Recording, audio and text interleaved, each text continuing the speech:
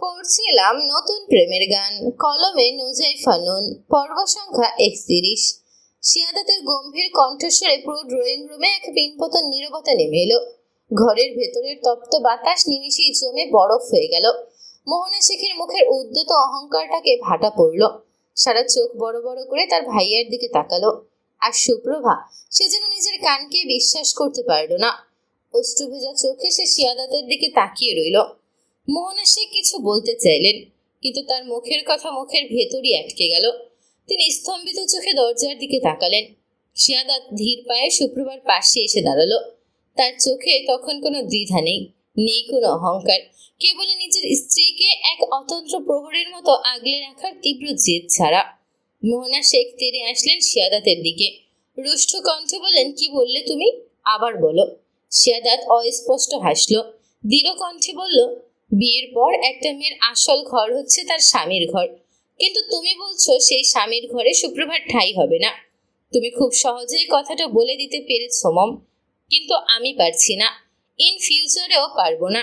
সুপ্রভাকে আমি শুধু 3 কবুল বলেই বিয়ে করিনি, বিয়ের সাথে সাথে সুপ্রভার সুখ দুঃখ কষ্ট সবকিছুর ভার নিয়েছি। ও যেহেতু আমার স্ত্রী, সেহেতু ওর ভালো মন্দ দেখার দায়িত্বটাও আমারই। সো আমার স্ত্রী যেখানে থাকতে পারবে না, সেখানে আমার থাকাটাও বেমানান নয় কি মম? মোহনা শেখ আগুন লাগা মরিচবাতির মতো জ্বলে উঠলেন। ক্রুদ্ধ গলায় বললেন, শিয়াদাত, তুমি নিজের মমের সামনে দাঁড়িয়ে একটা সামান্য মেয়ের জন্য এই রাজপ্রসাদ ছেড়ে চলে যাওয়ার কথা বলছো? তুমি ভুলে যাচ্ছ তুমি কে। তুমি এই শেখ সাম্রাজ্যের একমাত্র উত্তরাধিকারী, এসএসএস গ্রুপ অফ কোম্পানির চেয়ারম্যান। মিডিয়ার লোকজন একবার জানতে পারলে তোমার ক্যারিয়ার, তোমার রেপুটেশন কোথায় গিয়ে দাঁড়াবে। একজন বিধবাকে তুমি, বিধবা শব্দটা উত্তপ্ত সীসা ঢালল শিয়াদাতের কানে। ঠোঁট বেঁকে গেল অসন্তুষ্টে। সে রুক্ষ গলায় বলল, সুপ্রভার অতীত কি ছিল সেটা দেখার দায়িত্ব আমার, সমাজের নয়। আর আমার ক্যারিয়ার, শিয়াদাত শাহরিয়ার নিজের যোগ্যতায় এই জায়গায় এসেছে, কারো দয়ায় নয়। তুমি বোধহয় ভুলে গেছো, এই শিয়াদাত শাহরিয়ার কাউকে ভয় পেয়ে বা লুকিয়ে কোনো কাজ করে না। সুপ্রভাকে আমি ভালোবেসে সজ্ঞানে নিজের অর্ধাঙ্গিনী হিসেবে গ্রহণ করেছি। সমাজ তাকে কি তকমা দিল তাতে শিয়াদাতের কিচ্ছু এসে যায় না। আমার কাছে ও শুধু আমার স্ত্রী।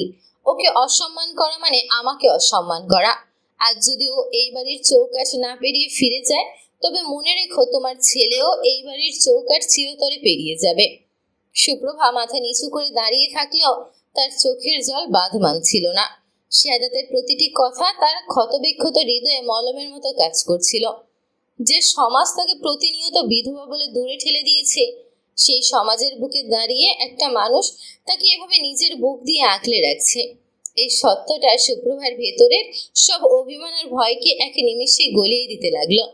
সারা মায়ের দিকে তাকিয়ে ক্ষুব্ধ গলায় বলল, ভাইয়া কোনো অন্যায় করেনি মম, তুমি শুধু শুধু এই নিষ্পাপ মেয়েটাকে দোষ দিচ্ছ।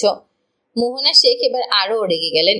তিনি সুপ্রভাকে আঙুল দিয়ে দেখিয়ে চিৎকার করে উঠলেন, পাপ পুণ্যের তুই কি বুঝিস ছাড়া?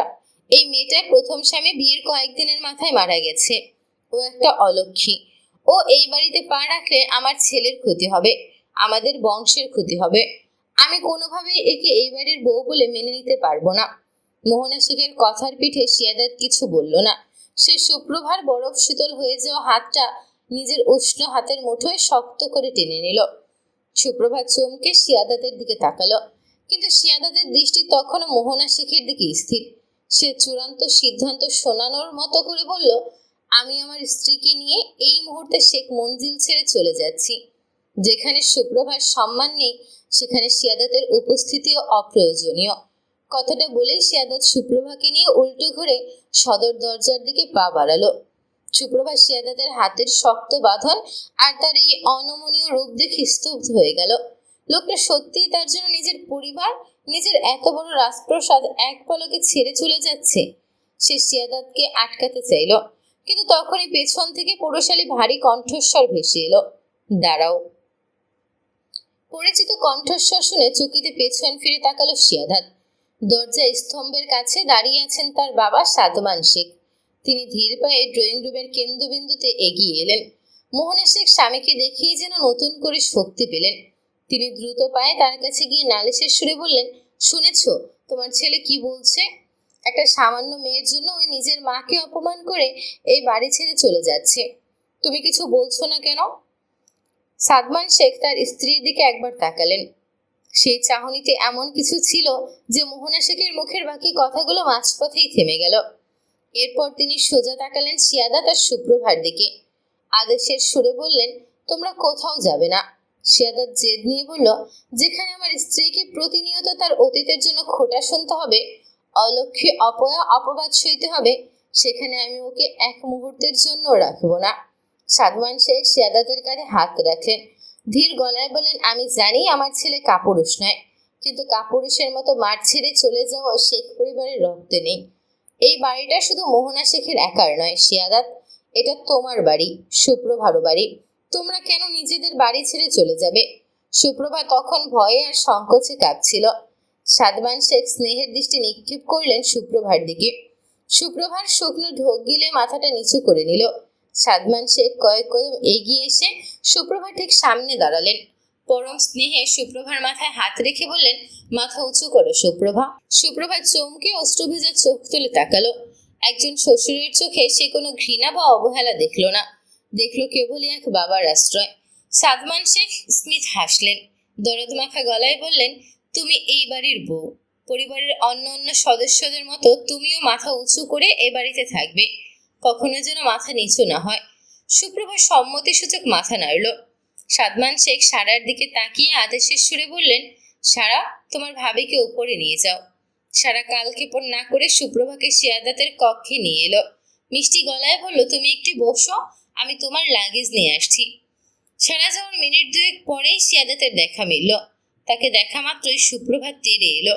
ভাঙা গলায় বলল, আপনি কেন নিজের মায়ের সাথে এভাবে ঝগড়া করলেন? আমার জন্য আপনার পরিবারে অশান্তি হোক, মা ছেলের সম্পর্ক খারাপ হোক, এটা আমি চাইনি। আমি চলে গেলেই বোধহয় ভালো হতো।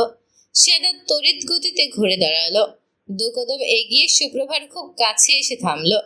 সুপ্রভার দু কাজ শক্ত করে ধরে ঝাঁকুনি দিয়ে বলল, আর কখনো চলে যাওয়ার কথা মুখে আনবে না সুপ্রভা।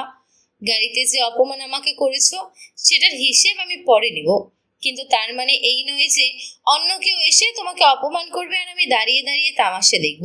মনে রেখো, তুমি শুধু আমার, আর আমার জিনিসে আঘাত করার অধিকার আমি আমার জন্মদাত্রী মাকেও দিই না।